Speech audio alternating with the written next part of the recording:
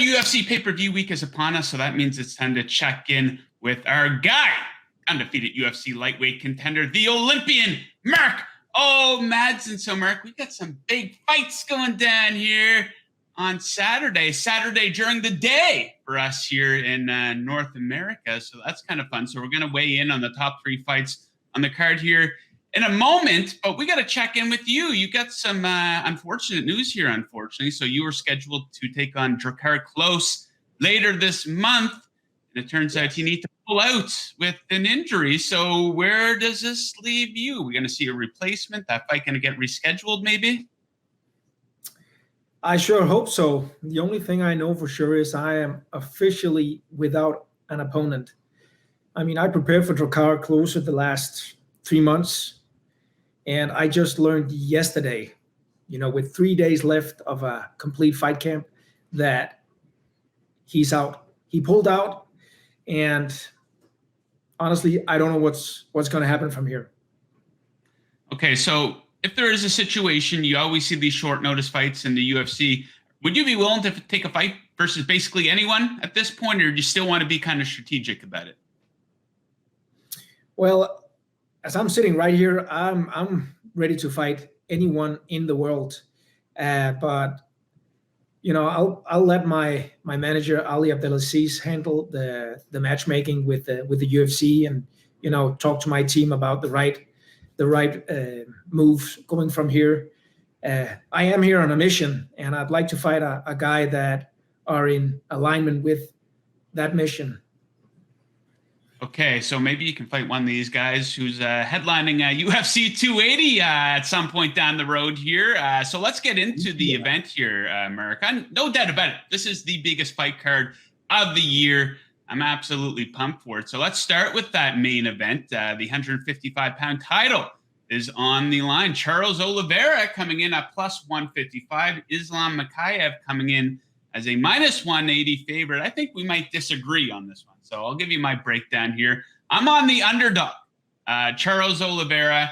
I love the value. First of all, I don't understand why he's the underdog here at plus 155. And you take a look at his body of work, no doubt about it. This is one of the most legendary runs in the history of the sport of mixed martial arts, coming off 11 straight wins, 10 of those by finish, consecutive wins over Michael Chandler, Dustin Poirier, and Justin Gaethje, living legends of the 155-pound division. And yes, Islam, extremely dominant, but I don't know if this guy's really been challenged yet. The level of competition hasn't been extremely tough for him, coming off of wins versus Bobby Green and Dan Hooker. So the level of competition between these two guys isn't even close. I do think the stand-up favors Oliveira here. And of course, likely this will end up on the mat at some point. Oliveira has the most submission wins in UFC history. So what do you say here, Mark? Are you with me or are you against me on this one? I am going with Islam Makhachev. I'm going against you here, Joe. And the reason I'm going against you, this is Vegas Insider. So I'm going to pull some insider information out here. Right. I actually trained with Islam Makhachev, and I do believe Islam is going to be able to dominate Charles Oliveira on the ground. I think we're going to see a Charles Oliveira come out confident in his striking. He's going to put a lot of pressure on Islam. He's going to move forward straight up, and I think that's going to open up a takedown opportunity for Islam. I think Islam is going to take him down. And once Charles Oliveira finds himself on his back, I think he's going to find himself in a completely new situation. He's very confident on his back. He's used to be able to doing a lot of submission, but I do believe Islam is simply going to be too strong. I mean, his top control, the famous Khabib top control, is going to be devastating. So I do believe Islam is going to dominate this fight. I do think we're going to see either a decision with the Islam winning, or we might even see a submission from Islam, simply crushing Charles Oliveira, making him tired, and that will open up a submission. Yeah, Charles has been finished before, and he absolutely puts himself in a lot of dangerous positions. There, people will criticize the competition of Islam, but all he can do is fight the schedule that's in front of him, right? And apparently, a lot of fighters have declined fights with him over the past couple of years. So we'll agree to disagree on that one, Mark. Another one here where wrestling will probably play a pretty big role is the 135-pound title is on the line. Aljamain Sterling defending versus TJ Dillashaw. Sterling coming in as a -165 favorite. Dillashaw, the former champ, coming back at +135. I'm going to take Sterling to retain the championship, coming in here at +120. And here's what I don't like about TJ Dillashaw. A few things, actually. He's fought just one time in the past 3.5 years. That, of course, was a very close victory over Corey Sandhagen. Razor thin, a different set of judges that night. And who knows, maybe Sandhagen wins and Dillashaw isn't fighting for the title. But Dillashaw is also a guy who's really had the benefit of primarily fighting stand-up fighters, which plays directly into his strength. This, of course, the exception to that was his most recent loss to a guy you know pretty good, Mark, Henry Cejudo. And ironically enough, Cejudo didn't even use wrestling in that fight. So now Dillashaw is taking on a guy in Aljamain Sterling who's going to come at him with just non-stop takedown attempts. In his most recent fight versus Petr Yan, he only landed 2 of 22 attempts. But all that matters is if he can get you on the mat, then you're going to be in a lot of trouble. So, I like Sterling, a 5-round decision here. You get that at +120. Mark, how do you see this one playing out? I am actually going with TJ Dillashaw on this one. Okay. I think his cardio is going to play in over the course of 5 rounds. He has great wrestling. He has great stand-up. His pace is outstanding. He is not fighting a fighter as tall as Corey Sandhagen. So I think that should negate a lot of the things that made it difficult for him. I know his preparation will be on point. I know some of the guys that are training him in wrestling. I think TJ Dillashaw is actually able to pull this one off and win a decision over 5 rounds. Okay, so we're 2 for 2 on disagreements here, Mark. A quick follow-up to that. So, of course, TJ Dillashaw, the big black eye on him, is he got popped for EPO, performance-enhancing drugs, pretty high level of that. So what is your view of him as a fighter, and what do you think the MMA community, how is he viewed after he popped for cheating there?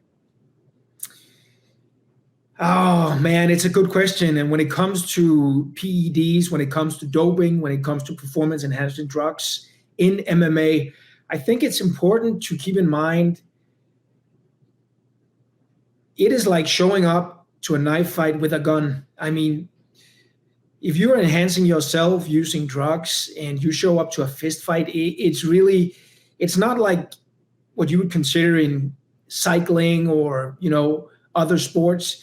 The MMA is different in the sense that injuries can occur in there, career-ending injuries can occur once you're fighting.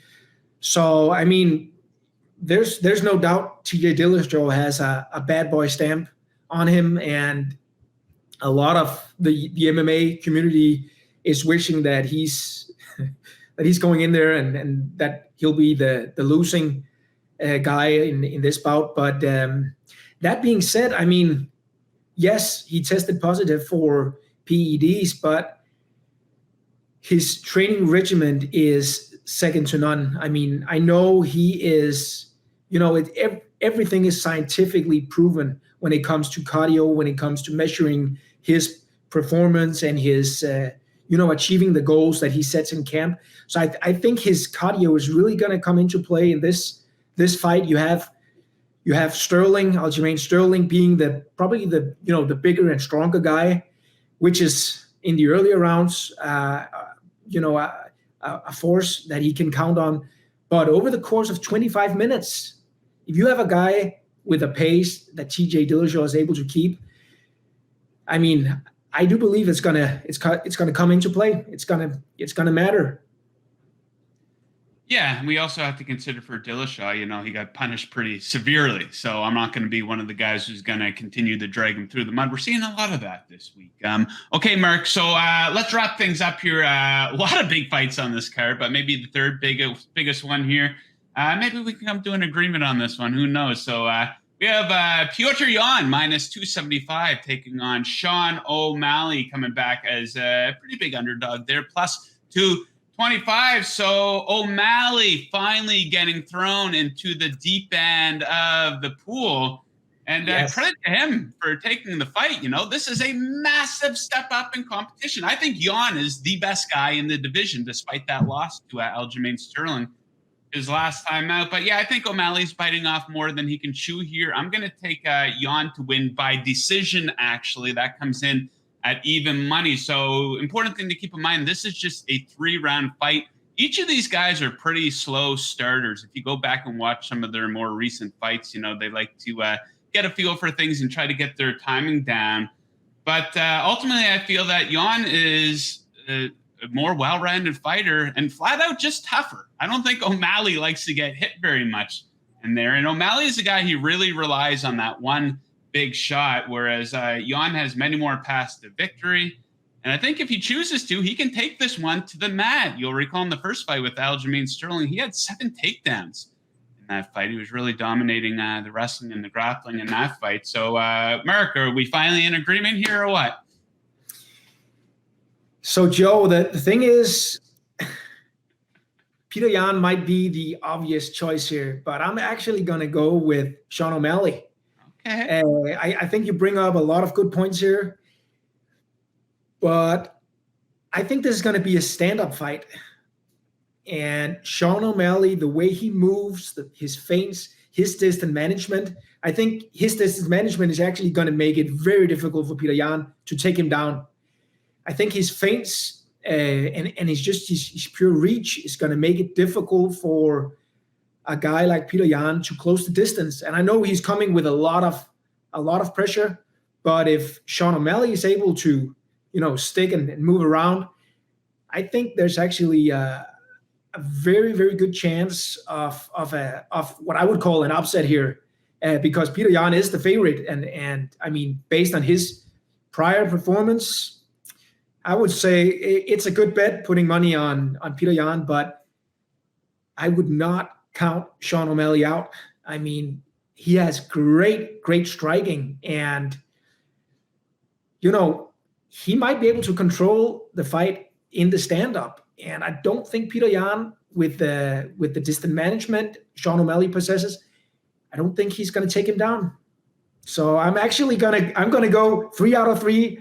Disagreeing with you today, Joe, which is I hope kind of give the audience a little insight in yeah, man, we're usually on the same page a lot more, but a little bit of disagreement in a format like this is good, Mark. Okay, so we'll end things there. Hopefully by the next time we're talking to you, maybe you'll have a replacement fight scheduled for 2 weeks out, but hopefully you can get something booked by the end of the year. So, Mark, we thank you for joining us. We thank you, dear viewer, for watching. Make sure you keep it locked on VegasInsider.com for all your UFC betting needs.